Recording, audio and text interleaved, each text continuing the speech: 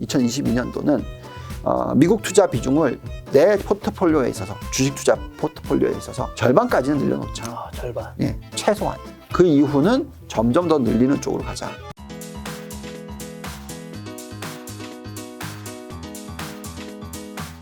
자, 그 다음에 이제 금리에 대해서 얘기를 했다면, 이제 이번에는 이제 대선과 연결시키고, 네.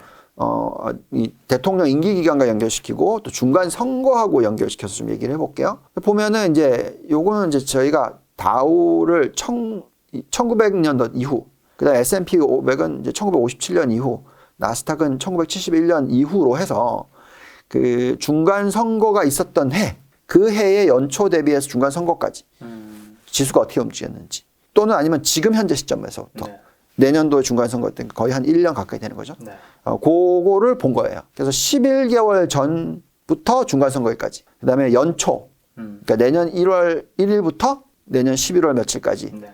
그걸 예측을 하기 위해서 과거의 역사를 본 거죠. 평균을 했더니 이렇게 나와요. 그냥 재미없죠. 네. 별로 움직임이 없어요.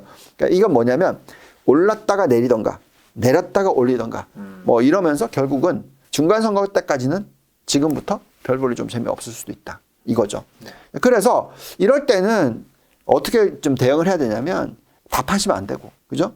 어떻게 해야 되냐면 빠지는 때마다 금액을 지금 미국 시장을 많이 안 들고 계신 분이 대부분이잖아요. 그러면 이제 내가 앞으로 예를 들어서 지금 한 1,000만 원, 뭐 예를 들어서 2,000만 원을 투자한다. 네. 근데 지금 2,000만 원 다 미국에 안 가 있고 지금 한국에 있다.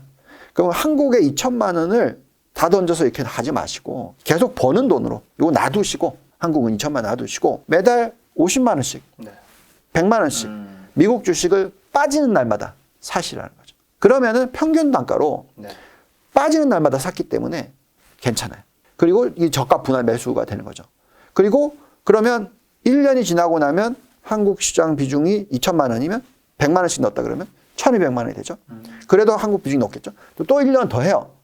그러면 똑같아지는 거죠. 네. 그런 식으로 한국 시장은 언제 빠져나와야 될지도 찾아야 되지만 타이밍은 어쨌든 해외 시장을 늘릴 때는 네. 다른 쪽에서 버는 돈이든 아니면 뭐 부동산을 좀 뭐 매각을 해서 나온 돈이든 뭐든 간에 신규로 자금을 미국 시장에 이제 투자를 하시는 게 좋겠다라고 얘기를 해드립니다.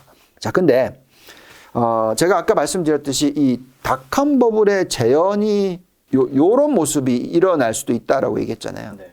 자, 왜 그렇게 저희가 생각을 하냐면 이때가 미 연준이 금리를 올리던 때예요. 언제부터 올렸냐면 아까 말씀드린 1999년 6월부터 올렸단 말이죠. 그래서 시장은 그때 닷컴 버블 때 1998년 10월부터 오르기 시작했고, 그리고 그 6월 달까지 거의 8개월 정도 더 올랐고, 네. 그리고 그 6개월을 오르고, 그죠? 그리고 나서 금리 다 올리고 났었을 때, 그리고 나서 또 3개월 정도 더 올라갔다는 거예요. 그렇게 계산을 하면 22% 더 오르고, 그죠? 8개월이니까 그죠? 그렇죠. 그러면 지금 이제 6개월 남은 거잖아요. 그때까지 오르고, 금리 오를 때 또 오르고, 그것도 3개월 정도 더 오르고, 이렇게 계산을 하면 네. 지금 당장이라도 나스닥을 더 사야 되겠죠. 그렇죠. 예.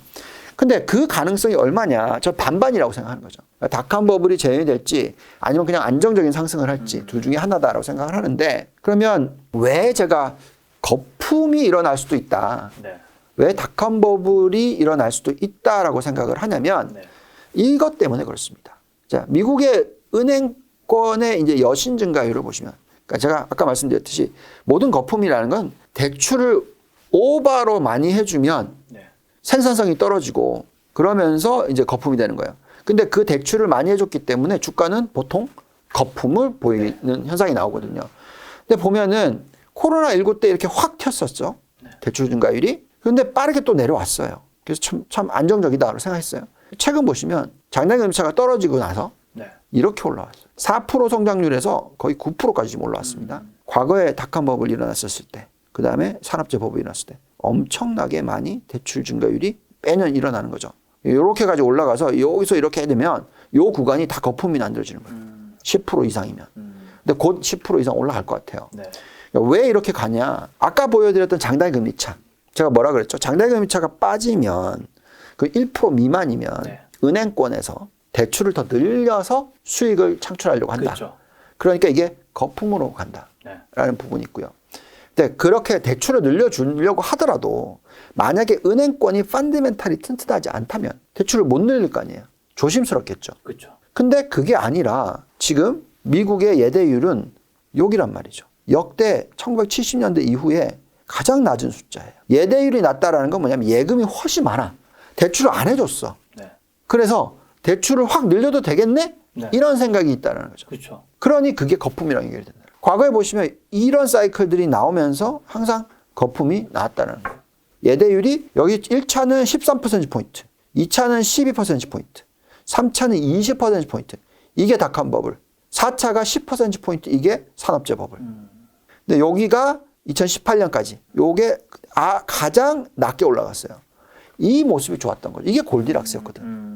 그러니까 너무 과잉으로 투자를 안 하고 네. 정말 안정적으로 수익이 계속 나니까 지금 엄청난 시장이 네. 왔잖아요. 18년까지. 그죠? 9년부터 2018년까지. 근데 지금 이게 이렇게 떨어져 있어요. 그래서 시장이 끝났다라고 얘기한다라는 것은 네. 이런 현상이 좀이라도 나왔어야지. 이제 시작이라는 거죠. 그래서 그걸 생각해 보면 네. 지금 예대율이 겨우 50%라는 것은 은행권의 입장에서는 마진이 좀 줄었어? 근데 지금 보니까 펀더멘탈은 좀 괜찮은 것 같아? 개인들이 예금 많이 하고 있어? 그럼 이걸 가지고 대출을 좀 해줘도 되겠네. 그럼 어디다 대출해 주지? 오, 그래. 신성장 산업, 메타버스, 뭐 NFT, 뭐 아니면 지금 반도체 미국, 뭐 전기차, 신재생 에너지 가겠죠. 그게 거품과 연결이 되고 그런 업종들이 엄청나게 올라갈 수가 있다는 거죠. 아직까지. 근데 지금은 예대율이 역대로 가장 낮은 이유는 뭐예요? 그만큼 많이 풀었으니까 돈을. 개인들이 지금 어마무지한 가치를 갖고 있어요. 네. 미국은. 우리나라하고 좀 틀리게. 그래서 제가 이제 좀 이따가 또 이 장기적인 그림을 좀 그려드릴게요. 네. 자, 이런 숫자가 지금 나오고 있는 데다가, 중국도 지금 계속해서 예대율이 60% 이제 올라지고 있어요. 근데 중국이 그러면 앞으로 성장이 미국은 더 가는 거고 중국은 좀 조심해야 되는 타이밍이 점점 다가오는 거죠. 그죠? 예대율이 높으니까. 훨씬 높으니까. 근데 우리나라는 100%가 넘어요. 너무 높죠. 높네요. 네. 그러면 이제 내 발란시트를 봤더니 대출 비중이 너무 작아. 그래서 너 늘리고 싶어요. 그럼 이게 거품이 연결되고. 게다가 이제 마진이 축소가 되니까 더 늘려서 퀀터티를 높이려고 해요. 근데 대출을 늘리면 이제 순이자에 대한 순이자 마진율은 이제 이자를 벌어들이는 비중이 더 높아지니까. 그죠? 당연히 마진이 또 올라갈 수 있어요. 그걸 받쳐주는 거죠. 여기다가 대출을 많이 해주면 연체율이 안 올라가요. 근데 지금 현재 연체율이 역대 최저치예요. 3분기 말기가 가장 최근 숫자인데 1.28입니다. 장이 막 폭등할 때 요때잖아요. 그때보다 더 낮아. 과거에 요때보다도 훨씬 낮아요. 그렇다라는 것은 은행권의 입장에서는 그래 얼마든지 나 대출 좀 더 해줘도 되지. 그렇죠. 이렇게 될 거 아니에요. 그러면 그게 거품이 된다. 게다가 은행권이 보통 대출을 해줄 때는 우리가 이제 대출을 해주려고 하더라도 우리가 대출을 받으려고 하더라도 어떤 게 중요합니까? 부채 비율이 중요하잖아요. 네네. 내가 이자 보상을 할 수 있냐 없냐. 그렇죠. 이런 게 중요하지 않습니까? 그 은행권의 입장에서는 뭐가 중요합니까? 맨날 우리 금감원이나 뭐 글로벌로 봤을 때 BIS라는 게 있거든요. 네. BIS 비율이 뭐냐. 그래서 이게 뭐냐면 총 자산이 있으면 그 중에서 자본이 얼마나 되냐. 얼마나 버퍼가 있느냐. 충당금 얼마나 쌓느냐. 뭐 이런 것들을 보는 거예요. 네. 근데 과거에 금융위기 터졌을 때가 요게 더 내려갔었어요. 한 8%대입니다. 8%. 네. 지금 얼마입니까? 15.7%예요. 2배란 말이죠. 그러면 원래 BIS 비율은 원래 한국은 옛날에 4%에서 8%였어요. 그냥 권위 사항이 12% 이상이어야 된다. 근데 지금 티어 1만 가지고 15%가 넘어요. 네. 그러면 이건 한참 더 자산을 늘릴 수가 있는 거잖아요. 예대율도 낮고. 네. 그러니까 이게 만약에 대출 증가와 위험 자산의 이 자금 흐름이 굉장히 좀 가속화돼 버리면 그게 닷컴 버블의 재현이 됩니다. 그래서 제가 볼 때는 내년 2022년, 2023년 요때 네. 과거에 일어났던 이 닷컴 버블, 네. 그러니까 금리를 올리기 시작한 게 1999년 6월, 고전 8개월 전, 그리고 금리를 올리기 시작해서 또 8개월 넘게. 네. 그래서 이 16개월 네. 이 동안에 나스닥이 280% 올랐단 말이죠. 그러면 지금 우리가 내년 6월에 금리를 올리려고 한다. 네. 그러면 그 전 한 6개월에서 8개월 그리고 그 후에 또 8개월 이상. 네. 요때가 엄청난 거품이 만약에 대출 증가율이 이렇게 높아진다. 아까 9%대를 뚫고 10% 계속 매달 10%씩 증가를 한다. 네. 그러면 이거는 당연히 거품이랑 연결되죠. 그래서 저는 그 가능성에 대해서 더 무게를 둡니다. 네. 자, 그런데 만약에 그런 식으로 해서 예를 들어서 내년도에 나스닥이 100% 튀어버려요. 20% 오르는 게 아니라 100% 튀어버려요. 그러면 진짜 그때는 걱정해야죠. 왜냐하면 항상 너무 빠르게 많이 올라가면 그게 거품이니까. 네. 그러니까 그럼 왜 그게 거품일 수도 있는지 한번 볼까요? 이것 때문에 그래요. 아까 티어1 비율 15.7%라고 얘기했잖아요. 똑같은 거예요. 네. 똑같은 건데 이걸 어떻게 계산한 거냐면 티어1 비율은 뭐냐면 여기 나와 있듯이 리스크 웨이티드 애셋이라고 해요. 이걸 위험 가중을 한 자산 규모입니다.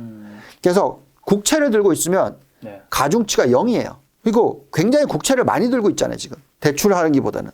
그러니 굉장히 BIS 비율, 티어1 비율이 높게 보이는 거예요. 근데 앞으로 테이퍼링 일어날 거잖아요. 네. 그죠? 그리고 내년 3월까지 끝낼 거 아니에요. 그래서 이제 점점 더 위험 가중 자산의 규모가 늘어나겠죠. 위험이 높은 쪽이. 네. 그래서 대출 증가율이 일어나니까. 자, 그렇게 해서 계산했을 때 그냥 총 자산으로 계산해 보자. 티어1 비율이 어떻게 되냐. 네. 2010년 수준이에요. 뚝 떨어졌어요. 어떤 의미? 무슨 얘기냐면 이거는 이미 자산, 그러니까 내가 자본이 있으면 네. 부채 비율은 엄청 높다는 얘기예요. 그죠? 자산으로서 계산했는데 예를 들어서 아까 15고 부채가 85고 자산이 총 100. 이 숫자가 아니라 요 자산이 위험 가중치를 해서 네. 부채가 85인데 요거는 100이 아니라 훨씬 더 낮게 계산이 된 거라는 거죠. 네. 이해가십니까? 위험 자산의 비중치가 틀려요. 그러니까 점점 더 자산의 구성은 위험해지는 거죠. 그래서 실질적으로 부채 비율이 떨어진 게 아니라면 이렇게 비슷한 숫자라면 이 수준에서 뚝 떨어져 있는 거라면 이거는 나중에 거품 붕괴와 연결될 수도 있는 부분이죠. 그게 이제 그래서 우리가 전체적인 부채 비율을 보고 네. 판단을 좀 해야 돼요. 그래서 이게 굉장히 중요한 센시티브한 포인트예요. 이게 앞으로 어떻게 왔다 갔다 할지를 보면서 이 시장이 얼마나 거품 붕괴가 있을지 천천히 올라갈지 그걸 판단해야 되는 거거든요. 그래서 우리는 부채 비율을 보겠습니다. 네. 자, 부채 비율이 과거에 보시면은 2차 세계대전이 터졌을 때 이때 엄청나게 빠르게 부채가 올라가죠. 왜? 똑같습니다. 우리가 지금 우리가 코로나도 전쟁이라고 얘기하잖아요. 네. 그만큼 막 부양책을 써야 되니까. 그쵸. 그래서 왕창 올라갔어요. 왕창 올라갔어요. 예. 근데 보시면 엄청나게 떨어지죠. 요때 시장 엄청 좋아요. 왜 그럴까요? 이때가 부채 규모를 줄인 게 아니고요. 자산 가치가 늘었어요. 자산 가치가 늘어서 GDP가 확 늘었어요. 자산 가치 왜 늘었던 거죠? GDP가 는 거죠. 네. 정부 부채 비율이. 부채는 그대로 있는데 네. GDP가 확 늘었으니까. 네. 그러니까 분모가 분자는 그대로 있는데 분모가 느니까 떨어진 거죠. 왜? 인플레이션. 인플레이션이 들어오니까 명목 GDP가 왕창씩 느는 거죠.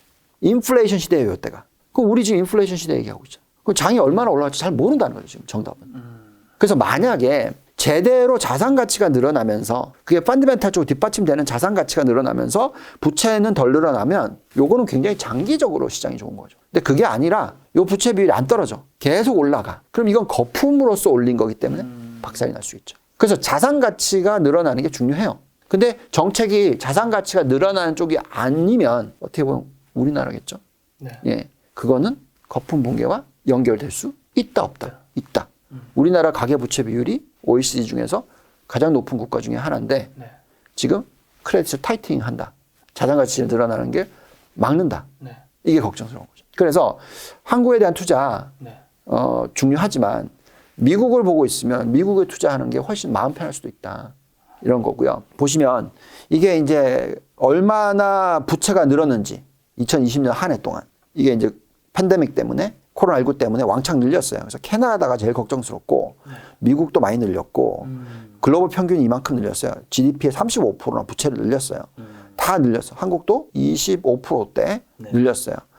많이 늘렸죠. 근데 중요한 거는 전체 총 부채가 많이 늘어났어요. 이렇게 꺾인 듯 늘었잖아요. 근데 중요한 것은 GDP 퍼센티지로 보면 뚝 떨어지죠. 왜 그랬을까요? 작년에 명목 GDP가 네. 왕창 늘었잖아요. 그죠? 올해 몇 프로 늘어요? 미국만 따지면 지금 실질 올라갈 게 5.5%라며. 그죠? 명목으로 따지면 인플레이션 지금 몇 프로입니까 도대체? 5%가 넘어요. 그러면 이런 뚝뚝뚝뚝 떨어지는 현상이 나온다. 글로벌리. 그럼 이거는 계속 가요. 시장이. 거품이라고 시장은 판단하지 않을 거예요. 그래서 결국은 자산 가치가 올라가면 올라갈수록 오히려 이 부분을 놓고 보면 부채 문제를 해결할 수 있다라는 개념으로 들어가 버리기 때문에 시장이 더 많이 더 계속 올라갈 수도 있는 환경이 된다라는 거죠. 그래서 지금 보면 총 부채 비율로 놓고 보면은 우리나라와 미국과 중국이 딱 여기에 있어요, 여기에. 그러니까 요 정도면 참 좋은 위치라는 거죠. 네. 총 부채 비율이라는 것은 가계와 기업과 정부 부채 비율을 다 더한 거에 겁니다. 어느 나라는 보면은 뭐 가장 문제가 되는 게 중국 같은 경우에는 기업 부채, 한국 같은 경우에는 가장 문제가 되는 게 가계 부채, 네. 미국은 정부 부채, 그죠? 네, 그래서 이걸 보면서 어느 쪽에 투자를 해야 될지를 판단하시는 게 중요합니다. 근데 어쨌든 지금 현재 시점으로서 보면은 거품 붕괴가 될 타이밍은 아니죠. 지금까지 설명을 쭉 해드렸던 게 미국 시장이 내년도에 좀 덜 오를 수도 있다. 근데 만약에 거품이 들어오면 진짜 제대로 땡기는 장이 또 올 수도 있다. 둘 중에 하나다. 그렇기 때문에 주식을 팔면 안 된다. 그러면 어느 정도로 펀더멘탈로 봤었을 때 시장이 오를 수 있을까? 그래서 저희가 이제 돌려보는 모델상으로 들여다보면 이렇게 숫자가 나옵니다. S&P 500 같은 경우에 2022년 전망이 한 5,100포인트 정도까지 올라갈 수 있을 것 같다. 펀더멘탈 상으로. 근데 이제 최악의 시나리오로 해서 리스크 프리미엄이라는 게 이제 위험 가중치가 높아지고 그 다음에 뭐 여러 가지 이제 이 금리가 2.2%대 이상까지 올라가고 그러면 바뀌어요. 그러면 이제 어떻게 되냐 이렇게 나옵니다. 플러스 8.4일 수도 마이너스 8.6%일 수도 있다. 내년 한 해가. 요거 두 개 더하면 빵이잖아요. 빵. 0이죠. 0. 그러니까 내년도는 좀 아주 지루한 수가 있다. 근데 만약에 닷컴 버블의 재현이 일어난다. 이런 숫자가 나오는 거예요. 내년 한 해만 17% 정도 오를 수 있다. 네. 요거 이제 S&P입니다. 근데 이제 더 중요한 거는 나스닥이겠죠. 나스닥은 내년에 한 해로 그냥 펀더멘탈로 봤을 때 20% 오를 수 있다. 네. 근데 최악의 시나리오로 보더라도 안 오르는 정도. 한 3%. 그럼 두 개를 평균하면 10몇 프로 정도가 10% 정도 나오죠. 근데 최고의 시나리오가 하면 30% 나오고. 그럼 이거 닷컴 버블의 재현일 수가 있는 거죠. 그래서 정답은 없어요. 지금 현재 시점에서. 근데 최악의 시나리오를 보더라도 S&P는 마이너스 8, 나스닥은 3 플러스. 그러면 나스닥 해야 되겠죠. 네. 예. 자, 그래서 지금까지는 이제 내년도에 저 전망을 했어요. 근데 이제 그래도 미국에 갔는데 수익이 별로 안 좋아. 네. 그럼 또 사람들이 팔고 나올 수 있잖아요. 이제는 다시 한국이다. 네. 근데 그거 하지 마시라고 이제 지금부터는 이제 그 얘기를 해드릴게요. 자, 미국은 큰 추세적인 주기로 놓고 봤었을 때 최고로 길게 가면 2029년까지 상승장이 나올 수 있어요. 언제부터 시작이었죠? 상승장이? 중간에 코로나19는 이 자연적인 재해였다고 하고 빼고 2009년 3월부터예요. 그러면 2009년 3월부터 제가 2029년까지 갈 수 있다라고 얘기한 거는 한 19년 정도, 예, 거의 20년 가까이 올라가는 거잖아요. 근데 과거에 평균적으로 1900년대부터 미국의 이 장기적인 사이클을 계산해 보면 대부분의 이 상승 길이가 17년에서 19년이에요. 추세적 주기가. 중간중간에 이 계절적인 사이클 빼고 그거를 몇 개를 더해서 큰 길이로 봤었을 때. 그럼 지금이 13년 차란 말이죠. 앞으로 최고로는 6년 더 갈 수 있는 거고. 제가 볼 때는 최저로는 앞으로 2년 정도 더 갈 수 있는 거고. 근데 그 2년만 가고 끝나려면 엄청나게 오르고 끝나야 돼요. 아니면 6년 동안 꾸준히 올라가는 숫자가 나올 거예요. 왜 그렇게 생각을 하냐면 미국의 장기적인 어떤 구조를 보면 그렇게 판단이 된다는 거죠. 많은 분들이 미국 증시가 고점이다 라고 얘기를 할 때 가장 대표적으로 많이 쓰는 숫자들이 이런 것들이 있습니다. 첫째는 버핏 지수. 그렇게 해서 시가총액 나누기 GDP가 200%다. 190% 이상이다. 이러면서 이게 너무 높다. 역대 최고치다. 그러니까 비싸다. 또는 PSR. 시가총액과 매출액. 이게 너무 높다. 그 다음에 또 PBR이 너무 높다. PER이 과거 평균치보다 뭐 20%더 높다. 이런 식의. 다 그런 논리인데 여기서 이제 굉장히 제가 중요하게 생각하는 부분은 우선 첫째는 금리예요. 금리가 낮으면 낮을수록 PER이나 PBR은 높아져야 되는 게 맞습니다. 게다가 또 이제 중요하게 생각하는 건 ROE. 자기 자본 이익률이 높으면 높을수록 PBR이 높아야 돼요. 역대 최고의 ROE입니다. 근데 여기서 더 중요한 거는 버핏 지수로 놓고 봤었을 때 전체 시가총액 나누기 GDP로 했을 때는 200%라고 칩시다. 2배예요. 근데 지금 그 미국의 국민들의 가계에 순자산이라는 게 있잖아요. 순자산 가치라는 게 있어요. 그 자산을 GDP로 나눈 거. 똑같이 아까 버핏 지수도 GDP로 나눈 건데 그게 얼마냐? 627%예요. 6배가 넘는단 말이죠. 버핏 지수는 200%, 2배인데 이건 6배예요. 옛날에 닷컴 버블이 터졌을 때가 4.5배. 그죠? 그때가 버핏 지수로 계산했었을 때 140%. 그러니까 그렇게 비율로 따지면 엄청나게 고점은 아니라는 거죠. 그래서 지금 현재 시점에서 미국의 가계가 엄청나게 튼튼하다라는 것 자체가 굉장히 중요한 포인트고 요거를 글로벌리 비교해 보면 왜 미국 시장이 좋은지를 알 수가 있다는 거죠. 미국의 가계 순자산 가치 나누기 가처분 소득을 했더니 미국이 전 세계에서 가장 높아요. 636%. 6배가 넘는다는 거고. 독일이 정말 좋은 회사, 좋은 국가거든요. 펀디멘탈리. 그래도 500%밖에 안 돼요.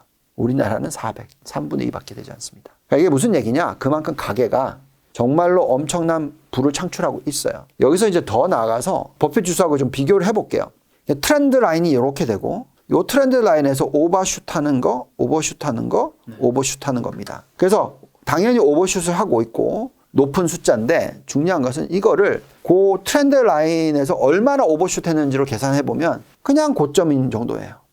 그래서 너무 저는 걱정은 안 한다는 거죠. GDP와 시가총액으로 계산했었을 때는. 그만큼 순자산 가치가 받쳐주고 있으니까. 개인들이.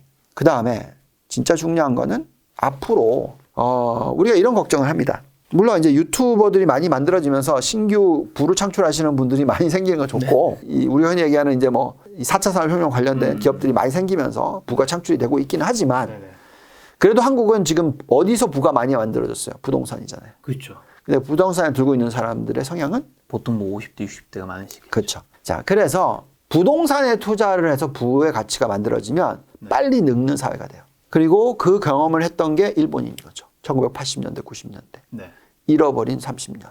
이런 게 나오는 거죠. 그게 부동산 가치가 막 올라갔다 그래서 뭔가 미래가 새로 만들어지는 게 있을까요? 주식보다는 좀 아니겠죠. 네. 그러니까 역동성이 없는 거죠. 미래를 만들어내는 거에 있어서. 그러니까 그만큼 일본이 어려움을 겪었고 그 다음에 중국이 지금 최근에 뭐 헝다그룹 이슈 그러면서 중국은 전형적으로 부동산 가치가 많이 올랐기 때문에 그게 이제 이 밸런시상으로 재무제표상으로 굉장히 튼튼하게 보이는 그런 경향을 만들어 준단 말이죠. 한국도 마찬가지일 거고요. 근데 왜 미국은 너무나 좋아 보이느냐. 미국은 순인구가 늘고 있어요. 게다가 부가 창출이 되고 있는 인구의 그 나이대가 30대에서 40대가 상당히 많은 비중을 차지하고 있다는 거죠. 또 20대가 굉장히 빠르게 늘고 있다는 거예요. 그래서 보시면 미국과 중국의 차이가 확연하게 나타나죠. 미국은 워킹 파퓰레이션 쭉 올라가고 있고 중국은 피크 쳤어요 이미 떨어지고 있고. 왜 이렇게 차이가 나는 거죠? 그만큼 우리는 애들을 안 놓잖아요. 우리가 제일 지금 빠르죠. 일본도 그렇고 뭐 엄청나게 많은 나라들이 다 그런 상황이잖아요. 그런 나라일수록 이민을 장려해야 되는데 코로나 때문에 지금 뚝 끊겼고. 근데 미국은 그래도 자체적으로 이렇게 성장을 하고 있어요. 그다음에 그 선진국으로 계산하면 이런 숫자가 나와요. 유럽, 일본은 줄고 미국은 늘고. 그러면 내가 선진국 화폐를 들고 있어야 된다. 기축통화를 들고 있어야 된다. 했을 때 엔화를 들고 있으실 거예요? 유로를 들고 있으실 거예요? 달러를 들고 있으실 거예요? 달러요. 나중에 내 돈을 갚아줄 사람이 많이 늘어나는 쪽이 그렇죠? 너무 당연한 거죠. 당연한 거죠. 예. 그래서 아주 먼 미래를 봤었을 때 달러가 지금 보다 훨씬 강해있을 수 있다는 거죠. 과거에 주식시장의 한번 흐름을 볼게요. 과거에 이런 얘기 들으셨는지 모르겠지만 지금 젊으신 분들은 못 들었겠지만 우리 같이 이제 주식 투자를 하시는 분들은 미국의 베이비 부머 시대에 대해서 얘기를 많이 해요. 엄청나게 이제 인구가 많이 늘어났던 때 보시면 이렇게 확 늘잖아요. 여기 1946년, 60년대를 베이비 부머 시대라고 합니다. 요때 증시가 폭등을 해요. 그럼 지금이 미국이 어떠냐? 이래요. 20대와 40대 사이에 인구가 이렇게 늘고 있다는 거죠. 2008년부터 늘기 시작했다. 2009년부터 시장이 상승했다. 언제까지 고점을 치는 때가 요때인데 2026년에서 2029년 사이다. 요 답인 거죠. 그래서 긴 길이로 놓고 보면 요때가 달러가 엄청나게 피크를 쳐 있을 수도 있고 기업들은 지금 펀더멘털이 너무 튼튼하고 자본시장이 워낙 활성화되어 있다 보니까 역동성 있는 자산의 순자산 규모가 늘어나고 그러니까 테슬라 같은 기업이 나오고 중국은 알리바바 같은 기업이 나왔는데 예, 이상하게 가고 예, 그죠? 우리나라도 또 뭐 규제가 더 늘고 그러니까 이런 걸 생각해 보시면 그래서 저는 규제만큼 참 어려운 게 없다. 네. 네. 그러니까 결국 미래가 밝아야지 출산을 더 많이 하는 거 아니겠어요? 네. 미래가 만들어지는. 미국은 지금 이렇게 돼 있다니까요. 이 구조라니까요. 그러니까 결국 내년도는 일시적으로 쉬었다 가던 아니면 내년도에 그냥 거품이 왕창 만들어지고 내후년까지 더 거품이 만들어지고 끝나던 어쨌든 미국 시장은 이걸 보고 있으면 부채를 감당할 수 있는 능력이나 모든 부분의 역동성이나 이걸 봤었을 때 미국 투자를 오히려 내년, 내후년, 그 후년까지도 계속 늘리시는 게 맞다. 근데 만약에 거품이 예를 들어서 내년도에 나오고 내후년도에 나온다고 칩시다. 네. 그러면 그때는 굉장히 주식을 돈을 많이 버셨을 거예요. 네. 미국 주식을 투자해놨다면. 그럼 그걸 다 팔아요. 거품의 꼭지라고 생각한다면. 네. 그리고 달러를 들고 있으면 돼. 거품이 붕괴될 때 만약에 달러는 오르니까. 초강세로 갈 거예요. 120을 뚫을 겁니다. 지금 96, 97인데. 그럼 거기서 또 20% 먹는 거죠. 그리고 나서 되돌아와도 상관없어요. 최고의 어떻게 보면 시나리오겠네요. 네. 그래서 정답은 없는데 네. 제가 볼 때는 장기적인 그림을 놓고 봤었을 때는 네. 우리는 지금 미국 증시에 대한 투자를 소홀히 하면 안 된다. 라는 결론을 내려드리는 거고요. 결국은 또 이제 인구구의 변화가 어떻게 되냐면 점점 더 레이버 서플라이가 늘어나면은요. 미국은 어떤 모습이 나오냐면 임금이 주는 모습이 나올 거예요. 평균적인 거는. 그건 무슨 얘기냐면 골디락스 구간이 지금 인플레이션이 크게 올라갔지만 다시 좀 안정을 찾는 모습이 조만간 나오기 시작하고 여기에 그것을 도모해 주는 게 뭐냐? 4차 산업혁명, AI. 요즘에 또 우리나라는 또 로봇 네. 얘기 많이 나오죠. 맞아. 임금이 올라가니 이쪽으로 대처하는 게 빨라지고 네. 그런 부분들을 다 감안한다면 결론은 뭐죠? 대형 성장주 위주의 투자가 특히 미국 같은 경우에는 대형 성장주 위주의 투자를 해서 그 종목이 더 이상 돈을 못 번다. 이제 더 이상 성장이 안 된다. 이럴 때 던지는 거죠. 다. 그때 이게 다 거품이다. 이렇게 판단이 될 때 던져야 되는데 요 숫자를 보고 있으면 아직은 아니라는 거죠. 미국의 가장 대표적인 13개 종목인데요. 성장주로서 퀄컴, AMD, 엔비디아, 알파벳, 구글, 아마존. 여기서 돈을 우리가 유튜브 하시는 분들은 여기 네. 우리 주님. 네. 네. 아마존, 메타, 페이스북, 네. 예. 준비디오, 마이크로소프트, 테슬라, 애플, 세일즈포스, 넷플릭스, 인텔. 요렇게 봤었을 때 지금 상승 여력이 38.6%고 ROE가 자그마치 42.6%란 말이죠. 그죠? 그러면 이 종목이 이런 상황에서 이쪽에 대해서 투자를 늘리고 있어요. 아니, 메타 플랫폼이라고 이름을 바꿨잖아요, 페이스북은. 그죠? 애플이 뭘 하고 있죠, 지금? 가상현실, 증강현실, 예. 뛰어들고 있죠? 메타 플랫폼, 뭐, 메타버스 얘기하죠? 뭐, 또 다른데 어디일까요? 뭐, 애플뿐만이 아니라 뭐 대부분의 특히 엔비디아, 얘네들은 비주얼이잖아요. 이쪽에 이렇게 돈이 많은 버는 애들이 아니죠. 예, 이 그룹들이 거기에 투자를 하고 또 만들어낸다는 거죠, 성장. 그럼 우리는 IT 산업이 가장 지금 중요하다고 얘기하고 있는데 IT 산업에 있어서 가장 경쟁력이 높은 국가가 어딘데? 미국이죠. 예. 그럼 미국에 투자를 해야 되는 거겠죠. 제가 제일 바라는 거는 이런 겁니다. 지금 한국과 유럽과 일본하고 비교하면 선진국으로 비교하면 역동성이 우리가 훨씬 좋아요. 유럽이나 일본보다 훨씬 나아. 제가 볼 때는 뭐 수배 더 낫다고 생각해요. 근데 미국하고 비교해 봤을 때는 안 나아. 그러면 빨리 지금 MSCI 신흥국에서 선진국으로 넘어가야 돼. 그렇죠. 왜냐하면 신흥국에는 역동성이 있는 국가들이 많아. 근데 우리가 지금 여기에 시가총액으로서 이 전체 시가총액에 비해서 신흥국에 비해서 거의 한 10% 수준이란 말이죠. 10분의 1. 정말 많은 국가들 중에서. 그럼 여기다가 외국인들이 더 이상 투자를 안 한단 말이에요. 근데 요걸 딱 선진국으로 넘어가서 선진국하고 비교하기 시작했었을 때 우리가 사실 선진국이잖아요. 우리 잘 살죠. 그렇죠. 그럼 거기에 비교를 당해야죠. 근데 그 비교를 당했을 때 우리가 일본보다 더 낫고 유럽보다 더 낫다라는 논리가 정해지는 순간에 당연히 자본은 어디로 가겠습니까? 우리나라로. 네, 그죠. 그런데 그렇게 하려면 우리가 미국에 대한 투자가 있어야 되겠습니까? 없어야 되겠습니까? 있어야죠. 그렇죠. 예. 미국과 멀어지려고 하면 지금 현재 이 데모그래픽스와 이 경쟁력과 이 모든 것을 봤었을 때 쫓아가는 게 맞다라는 거죠. 그래서 지금은 미국 투자와 한국 투자를 두 개만 해도 큰 문제 없다. 근데 여기 이제 중국까지도 투자를 하는 것도 일정 부분 중국이 미국하고의 경쟁력이 있는 업종들이 있어요. 그런 쪽으로 투자를 하는 게 중요하다. 이렇게 지금 얘기를 하고 있고요. 결국 그렇다 보니까 우리는 지금 투자를 할 때 이렇게 대표적으로 업종들을 가져가고요. IT 반도체, 신재생 에너지 전기차, 바이오 헬스케어. 근데 보시면 IT 반도체라든지 바이오 헬스케어나 전기차는 미국인데 신재생 에너지는 중국이에요. 그 다음에 가치주로는 뭐 화석연료, 원자재, 금융주, 산업재, 필수소비재 있는데 이거는 전 세계에 다양해요. 예. 그래서 포트폴리오를 이렇게 구성을 해서 투자를 하시면 내년도는 상당히 괜찮지 않을까. 물론 기대 수익률은 좀 낮추실 필요는 있다. 특히 미국 같은 경우에. 근데 상대적으로 한국 같은 경우에는 만약에 달러가 초강세로 가는 모습이 아니라 내년도는 어느 정도 안정을 찾는 모습이다. 그러면 펀더멘탈적으로 기대치가 높아지면서 아시아 국가, 특히 한국이 더 퍼포먼스가 좋을 수도 있다. 그리고 과거에 만약에 닷컴 버블이 일어났었을 때 S&P 500은 얼마나 올랐냐면 70% 올랐어요. 나스닥은 얼마나 올랐냐면 그 기간에 280% 올랐습니다. 4배 올랐어요. 그 다음에 그 안에서 반도체는 8배 올랐어요. 그러니까 640% 올랐어요.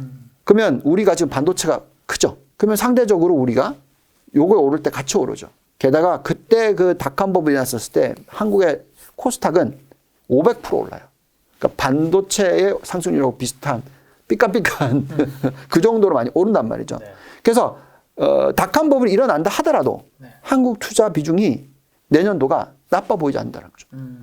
그래서 한국을 저희가 잔존가치 모델 돌려봤더니 아까 S&P는 8% 정도라고 얘기했잖아요. 한국은 한 15% 나오더라고요. 2배 정도. 예, 그러니까 잔존가치 모델상으로는. 물론 더 올라가기 위해서는 정말 많은 노력들이 필요합니다. 특히 MSCI 선진국으로 넘어가는 것만큼 중요한 게 없다라고 생각을 합니다. 근데 어쨌든 그거는 이제 시간이 걸리니까 또 어떤 식으로 변화가는지를 보고 판단하면 될 것 같고요. 그래서 마지막으로 결론을 다시 한번 내리자면 한국 투자도 중요하지만 그 한국의 어떤 더 큰 미래를 위해서 미국 투자도 너무나 중요하다. 미국을 제대로 파악을 하고 미국의 어떤 점을 공략을 하고 미국이 어떤 그림을 그려주고 있는지를 보자. 그래서 적어도 내년도는 2022년도는 미국 투자 비중을 내 포트폴리오에 있어서 주식 투자 포트폴리오에 있어서 절반까지는 늘려놓자. 절반. 예, 최소한. 그리고 그 이후는 점점 더 늘리는 쪽으로 가자. 본부장님이 최종적으로 원하는 포트는 절반이 아니라 어느 정도신 거죠? 우리나라 20%. 우리나라 20%, 미국이 한 80%.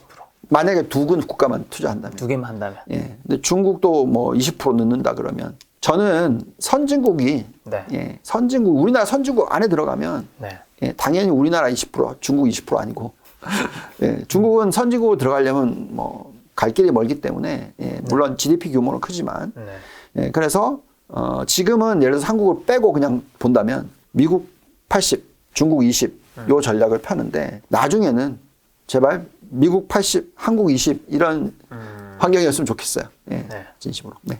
그럼 이제 본부장님 말씀을 들어보면 내년에 이제 닷컴 버블 같은 급등하는 것들이 올 수도 있고 만약에 안 온다면 뭐 조금만 오른다면 이게 이 상승장은 과거를 봤을 때 18년, 19년 정도 지속됐으니까 2029년까지는 좀 상승장이 올 수 있다. 그럴 수도 있고 뭐 아니면 좀 더 짧아질 수도 있어요. 예를 들어서 너무 이제 인플레이션이 빨리 오고 금리를 너무 빠르게 올려야 됐었을 때 이게 10년 국채 금리가 2.5%대까지 막 빠르게 올라간다. 네, 그리고 미 연준이 따라서 금리를 2.5%까지 빠르게 올렸다. 다 올리고 나면 그때부터는 좀 조심하셔야 되니까.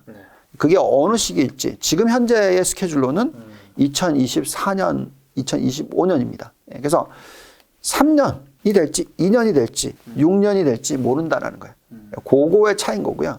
어쨌든 그렇기 때문에 지금은 아직까지 어떻게 보면 긴 사이클의 후반부 뭐 거의 이제 예를 들어서 야구 경기로 따지면 뭐 8, 9 뭐 아니면 7, 8, 9 요때일 수 있는 거고요. 축구 경기로 따지면 사실 이 코로나19가 터지고 나서 다시 시작했을 때가 후반전이 시작됐다고 생각할 수 있는 것 같아요. 그러면 본부장님 말씀하신 이 종목 지금 13개 종목 상대의 매력도 점검해서 워낙 뭐 시가총액이 큰 3개의 기업이니까 몇 개 종목만 좀 여쭤보면 엔비디아는 본부장님 좀 어떻게 생각을 하고 계신가요? 뭐 여기 있는 것들은 다 괜찮게 보시겠지만 코멘트 한 번씩 해주신다면. 엔비디아야 뭐 네. 우리가 지금 신성장으로 하고 거품이랑 그 연결될 거의 가능성에 대해서 얘기를 하고 있잖아요. 네. 그럼 그 거품이 나올 수 있을 만한 산업들이 뭔가요? 가장 대표적인 게 메타? 메타버스, 네. 또 자율주행. 그렇죠. 이 두 가지 다 엄청나게 인플레이션을 낮춰주는 효과. 네. 그렇죠? 자율주행 예를 들어서 미국에 있는 트럭을 다 자율주행이 된다고 생각해 보세요. 그러면 거기 트럭 운전사들 네. 필요 없죠. 뭐 또 자율주행이 되고 나면 워낙 효율이 좋기 때문에 그죠? 자동차 대수가 줄어들 수 있죠. 줄어들 수 있죠.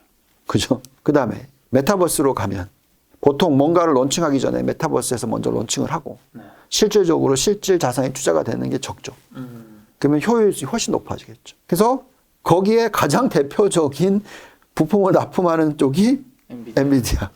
예. 예. 올해 굉장히 많이 오른 종목 중 하나로 제가 알고 있는데도. 맞습니다. 근데 그 닷컴 버블을 생각한다면 네. 아직까지도 실적으로 놓고 봤었을 때 네. 적정 가치는 지금 주가 대비해서 40% 더 올라야 된다니까요. 그럼 거품, 붕괴 그 가능성 얘기할 텐데 네. 요거 오를 때까지는 저는 아직까지는 뭐 네. 네, 좋아 보인다라고 말씀드릴게요. 지금 우리 영상이 나가고 있는 구글님은요. 구글님도 마찬가지로 네. 상황이 이렇게 높고요. 네. 구글이 지금 뭐 어쨌든 마케팅이라든지 이런 그 광고 이런 쪽에 어떤 매력도가 상당히 높죠, 그죠? 그리고 지금 사실 이 유튜브라는 것이 어떻게 보면 혁신 중에 혁신이죠. 아, 그렇죠. 예, 그래서 굉장히 엄청나게 생산성을 높여주는 것도 사실입니다. 네. 예, 그래서 이 부분. 근데 이제 앞으로 성장이 어떻게 될 건가? 네. 매출 증가율을 계속적으로 높게 유지시킬 수 있을까?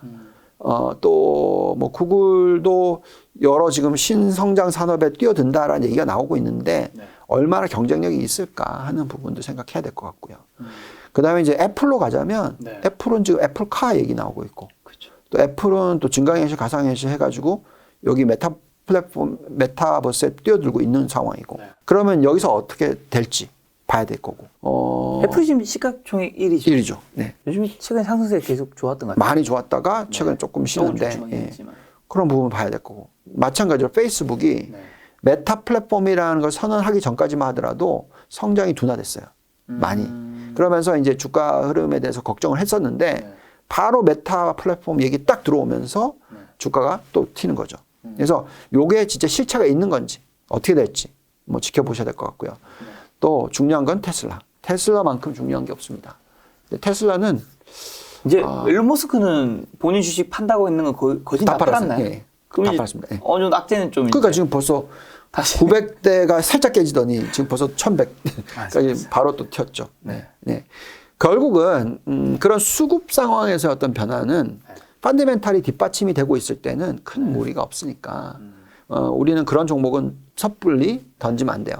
근데 이제 이런 걸 생각할 수 있어요. 만약에 메타버스라든지 이 자율주행이 안 들어왔다면 네. 그냥 애플로서 얘기를 해봅시다. 애플 폰으로 얘기해 볼게요. 네. 애플이 더 이상 애플 폰으로 가지고 아이폰을 가지고 혁신이 없었다. 그러면 더 이상은 대수 판매가 매출 증가가 늘지 않겠죠. 그렇죠. 그죠? 아무리 이제 이런 애플 폰을 막 다 쓴다 하더라도. 네. 그럼 이제 더 이상 늘지 않을 경우에는 뭘로 가죠? 가격을 올려요. 그러면 가격을 올리는 것은 더 이상 혁신이라고 보기에는 어렵고 뭐죠?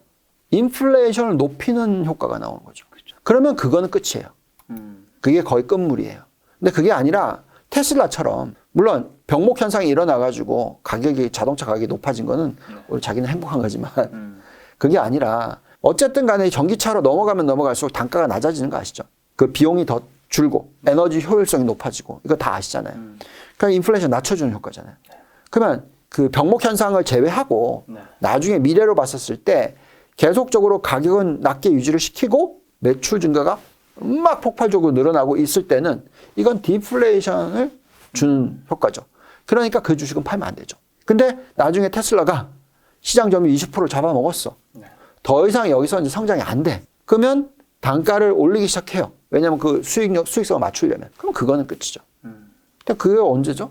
아직 한참 멀었잖아요. 한참 멀었죠. 예. 그래서 우리는 그런 여러 가지를 생각해 볼 때 아직까지 이 대표 성장주들은 지금 어느 구조에서 어느 모습을 보여주는지가 중요합니다. 만약에 페이스북이 메타 플랫폼이랑 이름을 안 바꿨었다면 저는 셀 리포트가 나왔었을 거예요. 아, 진짜요? 그러니까 뭐 리포트 못 쓰지만 뭐 앞으로 안 들어봤었을 거예요. 근데 왜 그러냐면 청장이 꺾였어요. 더 이상 지금 가지고 있는 SNS와 그 광고와 이런 걸 가지고 더 이상 이익을 벌어들이기에는 더 이상 멤버가 들어오기에는 한계가 있었단 말이에요. 사명을 바꾼 게 적절한 행동이었던 거네. 완전 적절한 행동. 완전. 무서울 정도입니다, 솔직히. 그리고 투자가 들어가고. 네. 근데 그게 정말 효율과 연결이 된다. 네. 그럼 이건 또 다른 스토리가 되는 거죠. 올해 한국 주식 시장은 사실 개인 투자자분들이 굉장히 좀 많이 힘들었잖아요. 네. 올해 돌아봤을 때 본부장님께서 이제 또 올해 아마 지금 돌아보는 다 시즌이니까 네. 우리가 좀 되짚어봐야 될 교훈 같은 거 한 가지 정도 있을까요, 본부장님? 제가 솔직히 말씀을 드리면 네. 제가 올해 원래 뭐 저는 한국 전문가로서 지금 요즘에 유튜브 활동을 하는 게 아니니까 그렇죠. 그렇지만 그래도 한국에 대해서 얘기를 할 수 있을 정도의 실력이 좀 모자랍니다만. 아, 충분히 있으시죠. 작년에는 그래도 괜찮았으니까. 네. 근데 이제 올해 연초에 저희가 이제 3,600 뭐 이런 얘기를 했었죠. 맞아. 잔존가치 모델상 그렇게 나왔어요. 지금도 돌려보면 3,500 나와요. 아, 진짜. 예. 근데 이제 올해는 어떤 모습이었냐면 안타깝게도 삼성전자와 SK 하이닉스는 어떤 이 지배구조 문제라든지 네. 큰 문제가 없었는데 네. 시가총액 1, 2위가 그랬는데 어떤 계절적인 요소라고 얘기해야 될까요? 아니면 뭐 그 사이클적인 차원에서 네. 뭐 윈터스 카밍이라는 리포트부터 시작해서 예, 퍼포먼스가 안 좋았잖아요. 그런 와중에 나머지 그 밑단으로서 성장 산업이라고 하는 여러 산업들에서 물적 분할 이슈들이 너무 많이 나왔어요. 그렇죠. 지배구조 문제들이 너무나 많이 나왔어요. 네. 그래서 많은 투자자들이 피로감을 느꼈어요. 근데 그거는 사실 펀더멘탈적으로서의 어떤 문제점이라고 하기에는 조금 틀린 문제죠. 그죠? 그래서 그게 안타까웠기 때문에 제가 올해 하반기에 KBS의 그 방송에 나가서 연말에 대한 시각을 완전히 버렸다. 아무래도 확인이 필요한 시기이다. 그래서 뭘 확인해야 되느냐. 지금 계속 있는 양도세 문제. 10억 한도인가요? 예, 아무튼. 그러면서 연말까지 팔 수 있을 가능성. 네. 그 다음에 또 어떻게 보면 또 대선이 남아있기 때문에 거기에 대한 불확실성. 그 다음에 또 뭐 어떤 문제가 있었냐면 배당 성향. 우리나라가 정말 물적 분할 이슈는 정말 또 문제인 거고요. 지배구조 문제인 거고요. 여기에 이제 배당까지 또 계속적으로 이제 배당락 했습니다. 했나요? 오늘? 네, 내일인가 봅니다. 내일 하잖아요? 근데 내일 배당락을 하고 나서 이제 배당 성향이 발표가 되겠죠? 내년 2월 달쯤 되면. 근데 20%밖에 안 했어. 벌어들인 돈에. 이러면 우리나라 또 못 가요. ROE가 올라가질 않아요. 그래서 중요한 것은 여태까지 지금의 현재 상황에서는 한국 시장에 대해서 그런 부분들을 봐야 되는 시기다. 근데 다행인 것은 적어도 삼성전자, SK 하이닉스는 그런 문제가 없었어요. 배당 성향이 높아요. 그래서 그것을 다 감안하면 배당 성향이 제발 내년도에 올라갔으면 좋겠고 네. 그 과정이 오면은 우리나라는 아까 말씀드렸던 적정 가치인 3,500포인트를 네. 갈 수 있겠죠. 그래서 그걸로 계산했었을 때 지금 대충 계산했더니 3,400이면 15% 상승률이고요. 네. 예, 3,600이면 뭐 훨씬 더죠. 15%. 근데 아까 S&P를 8% 정도 봤으니까 그거에 2배 정도는 나올 수도 있다. 근데 만약에 확인을 했는데 네. 계속해서 이 지배구조 문제가 또 나오고 계속해서 여러 규제적인 문제가 있고 또 계속해서 장기 투자자들의 어떤 시장으로의 변화가 아니고 이런 모습이라면 또 실망 매물이 또 나오겠죠. 그런 부분들을 좀 지켜보면서 한국 시장에 대해서 판단했으면 좋겠고요. 그렇다 하더라도 제가 반도체에 대해서 좋게 보고 있거든요. 지금 삼성전자, SK 하이닉스 그 외에 뭐 소부장주들 뭐 등등등 했었을 때 그 다음에 또 아까 거품 닭한 버블이 일어날 수 있을 가능성, 재현이 일어날 수 있는 가능성, 이때 메타버스가 가고 네. 뭐 예를 들어서 자율주행이 가고 다 하면 엄청나게 반도체 수요는 늘어나고 그렇다면 우리나라의 반도체 업종 자체가 계속 퍼포먼스가 좋을 수 있는 거죠. 뭐 올해 너무 안 좋았으니까 더더욱이. 네. 그러다가 겨우 이제 4, 4분기에 돌아섰지만 그러면 이제 그게 쭉 더 갈 수 있는 거죠. 그래서 한국은 그나마 내년만 놓고 보면 네. 네, 상당히 괜찮은 해에 주식 투자 시장이 되지 않을까. 그 정도 기대를 하고 있고 그것을 더 가속화시키기 위해서 정말 여러 가지의 변화가 좀 생겼으면 좋겠다. 그게 기업의 모습이든 그게 정부의 모습이든 그게 개인 투자자들의 성향이든, 즉 기업은 소액주주를 위하는 모습과 주주가치 극대화를 하는 모습을 보여주고, 정부는 규제를 완화시켜서 좀 더 선진국, MSCI 선진국으로 갈 수 있는 한 발짝 다가서는 모습을 보여주고, 네. 개인들은 장기 투자를 하는 모습을 보여주고, 요 세 개가 같이 맞물리면 네. 한국 증시가 뭐 3,400에서 끝나겠어요? 크게 오르는 것들이 언젠가 다 올 수 있다. 네. 자, 오늘은 이제 김작가 TV에서 본부장님과 2021년 마지막 방송인데 네. 아마 이 영상은 말일이나 아니면 1월 초쯤에 나갈 것 같은데 시청자분들에게 연초 인사 한번 좀 부탁드리겠습니다. 자, 정말 저는 중요한 시대에 지금 살고 있는 것 같습니다. 그리고 이 시대만큼은 투자가 중요한 시대라고 말씀을 드리겠고, 또 우리 젊은 층, 그러니까 20대, MZ세대, 이 분들의 어떤 미래를 만들기 위해서라도 네. 장기적인 차원에서의 어떤 투자를 하는 법을 최대한 도움을 드리기 위해서 노력을 했고, 또 이런 유튜브가 있어서 정말 많은 도움이 되고 있는 것 같고, 또 우리나라가 좀 빠르게 변하고 있는 것 같아서 정말 기분도 좋고, 또 올해 성과도 물론 한국 투자 시장은 좀 어려웠지만 그래도 얻은 좋은 결과들이 있을 거라 생각합니다. 그래서 앞으로도 최선을 다해서 여러분들께 좀 친근감 있게 다가가고, 또 좀 더 많이 의견을 듣고 얘기를 해드릴 수 있도록 노력을 하겠습니다. 정말 진심으로 대한민국이 어떻게 보면 다음에 오는 이 중요한 시대에서 계속적으로 경쟁력을 높여가는 그런 시대가 오기를 바라면서 네, 여기서 마치겠습니다. 저는. 알겠습니다. 사실 유튜브 덕분에 우리가 유튜브가 없었다면 어떻게 이 본부장님의 이 수많은 자료들을 정리된 거를 볼 수 있겠습니까? 별 말씀입니다. 네. 그래서 저는 2022년에도 2021년보다 더 네. 열심히 또 촬영하도록 하고요. 네. 본부장님과 또 많은 시간을 또 가져서 많은 분들의 글로벌 투자에 도울 수 있는 시간 가지도록 하겠습니다. 알겠습니다. 오늘 만남의 손님은 유동원 본부장님이었습니다. 지금까지 여러분 소중한 시간 함께해 주셔서 정말 감사합니다. 오늘도 김 작가였습니다. 고생 많으셨습니다. 감사합니다.